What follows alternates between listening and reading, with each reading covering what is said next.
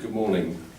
We are now 7 days into the joint corrections and police manhunt for Shane Todd. We're going into the weekend and there are more people about, and we are urging people to be extra vigilant. In 2005, Mr. Todd commenced a prison sentence for burglary and sexual assault. He was currently enrolled in a re-entry program through the Department of Corrections. He failed to return to the prison farm on Friday the 29th of June after his day release had finished.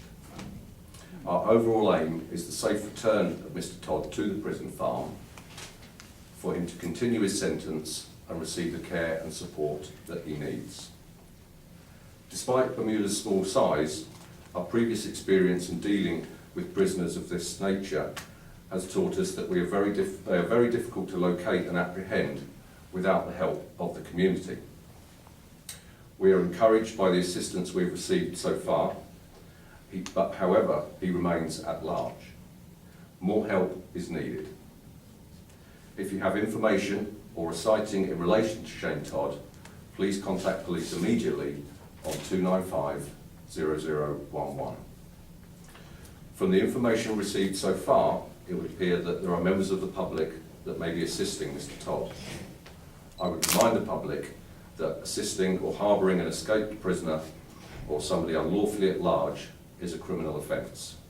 Again, anyone with any information is urged to contact police immediately on 295 0011. Question, sir. Please. Can you tell us why it's been 5 days at large before the police announced he was missing? The normal pattern of events in situations like this is people often return to corrections from release for a work programme voluntarily.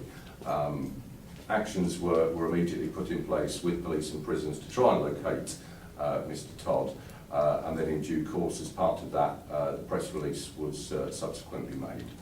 In view of his past record, was any thought given to issuing a caution to the public to maybe be careful if they approach it? At no stage has there ever been any suggestion or invitation to approach Mr. Todd. As is standard practice in any cases of this sort, the public are urged to contact police immediately, not to approach the individual, but to contact the police immediately, as is standard practice. I imagine you wouldn't want to cause a panic by suggesting that people will keep an eye on closing their doors at night and windows shut and all that, but still, this man did have a very serious record of attacking women.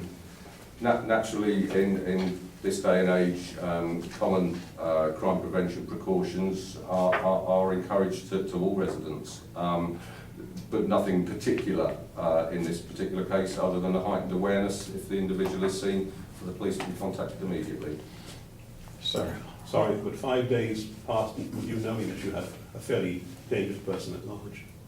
The strategy in terms of the press release and the overall search for Mr. Todd is something that's well practiced as a procedure, and we're following the normal routes of trying to bring somebody into custody. How safe is the women that were involved in the previous cases? How safe are they? Are they in any danger at all? Or even the women of our community? There's nothing whatsoever to suggest that Mr. Todd's failure to return to the prison farm is in any way connected with any of the offences that he is convicted of. Who makes the decision to put him into a programme that he was in, which is reaching for an earlier release? That's a matter for the Department of Corrections. That will be part of their rehabilitation process. And will be reconsidered? It wouldn't be appropriate for me to comment. Any information coming to police in reference to his previous, basically, drugs and alcohol offences and abuse? We are obviously fully aware of the gentleman's history and opportunities for those type of activities and opportunities for us to interdict as a consequence of that is obviously part of our strategy to try and bring him in. What specific area has it been cited in? Can you notify the public? There have been a number of sightings across the island. principally within the central parishes. There have been sightings in Pembroke, there's been sightings in Paget, there's also been sightings in Hamilton Parish.